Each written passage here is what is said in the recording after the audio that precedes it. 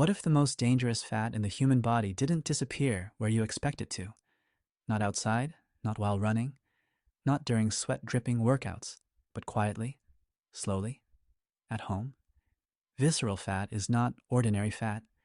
It lies deep in the abdominal cavity, invisible, wrapped around vital organs, the liver, intestines, pancreas. And that is exactly why it is biologically more active and more dangerous than any fat you can see in the mirror. Most people believe fat only burns when the body suffers, when the heart rate is high, when breathing burns. But human biology does not follow fitness myths. It follows evolution. For hundreds of thousands of years, humans did not move fast, but long. Not explosively, but economically. And it was precisely in this state that the body learned to use fat as its primary energy source. Science calls this state Zone 2. Zone 2 is not a workout program, not a place, and not a matter of indoors or outdoors. It is a metabolic switch, in which mitochondria prefer fat, insulin drops, and visceral fat slowly loses its protective function. The surprising truth is this: this state can be reached without taking a single step outside. This video shows 6 scientifically proven ways the body can enter Zone 2 at home, and why that is exactly where visceral fat begins to lose control. Quietly, without stress, and biologically more precise than most ever imagined. After the hook, the real story begins inside the body. Before visceral fat can even respond, the body must flip a switch. This switch is called metabolic mode. In the first hours after a meal, sugar dominates. Glucose flows through the blood. Insulin rises. The body burns what is immediately available, not what is stored. As long as insulin remains high, visceral fat is biologically protected. Not because it is stronger, but because the body doesn't need it. Only when energy intake becomes calmer, when stress drops, and energy demand stays constant but low, does another cascade begin. Zone 2 does not start with movement, it starts with breathing. Breathing becomes deeper, slower. Speaking is still possible. No burning in the muscles, no pressure in the head. In that moment, internal chemistry shifts. Adrenaline stays low, cortisol does not rise, and insulin begins to fall. At the same time, mitochondria activate, those tiny power plants inside cells that evolution designed to burn fat over hours. Not fast, but efficiently. Visceral fat is especially sensitive to insulin. When insulin drops over a prolonged period, this fat loses its protective mechanism. Fatty acids are released, not explosively, but continuously. That is exactly why Zone 2 does not work through intensity, but through time. A short, hard stimulus forces the body back to sugar. A calm, long stimulus forces it toward fat. And here lies the crucial point. The body does not distinguish between outdoors and indoors. It only distinguishes between stress and stability. Many believe Zone 2 can only be reached by walking outside, or through hours of cardio. But biologically, that is wrong. Zone 2 is an internal state, not a training style, not a place. And that is precisely why there are multiple ways to create this state at home. Some work through muscles, others through the nervous system, others through circadian rhythm and energy flow between organs. All 6 attack the same core issue, the body's dependence on sugar. In the next minutes, 6 concrete ways will be shown to bring the body into Zone 2 without going outside and without placing the metabolism under stress. Each of these activates a different biological lever, and each of them targets visceral fat directly. The first does not begin with movement, but with something many completely underestimate: the way the body stands and breathes. The first path into Zone 2 does not begin with movement. It begins with posture. When the body stands upright, large muscle groups in the lower body become active. Not explosively, not visibly, but constantly. This minimal muscle tension increases energy demand without creating stress. At the same time, breathing changes. It becomes deeper, calmer, longer on the exhale than on the inhale. And here, something decisive happens. As breathing frequency drops, the parasympathetic part of the nervous system activates. The body does not interpret this state as danger, but as stability. Adrenaline stays low. Cortisol is not released. Insulin begins to fall slowly. And once insulin falls, visceral fat loses its protective barrier, not abruptly, but gradually. Studies show that even light, continuous muscle activity, combined with calm breathing, measurably increases fat burning, especially in the abdominal area. The body switches from sugar to fat. The decisive advantage of this path is its subtlety. No workout, no changing clothes, no sweating, just standing and breathing.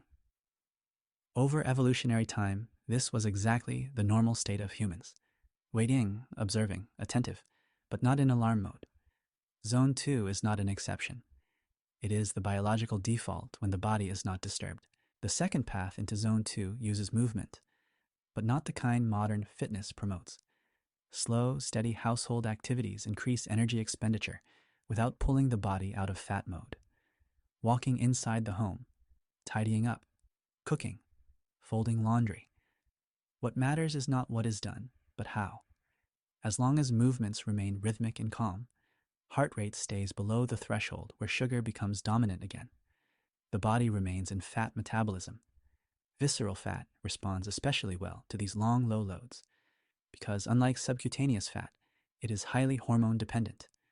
When insulin stays low over time, this fat begins to release fatty acids continuously. Not visible, not immediate, but measurable.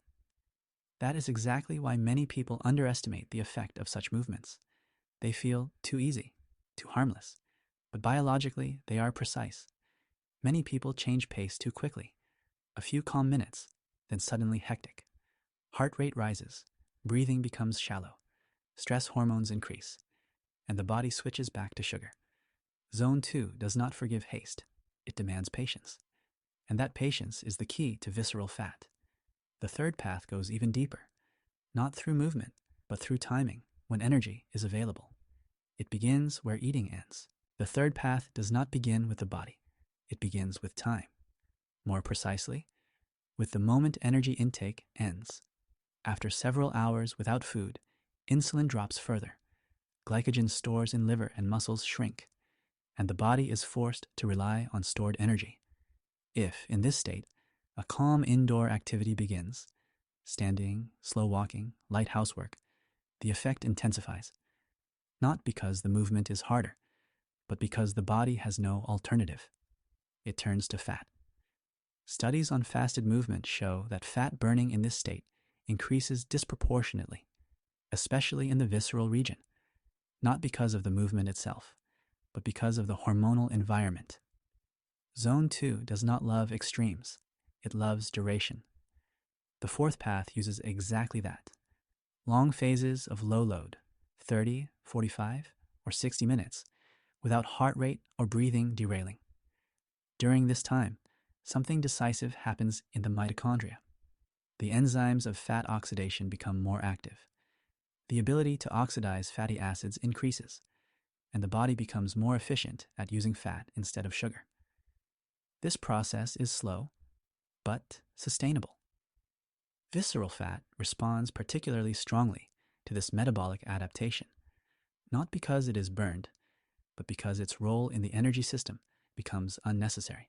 The fifth path works indirectly through the environment. Slightly cooler room temperatures increase the body's energy demand without triggering stress. The body must generate heat, and for that, it uses energy. Studies show that mild cold exposure can promote fat burning, especially through brown fat and hormonal adaptations. Combined with calm movement, the body stays in Zone 2.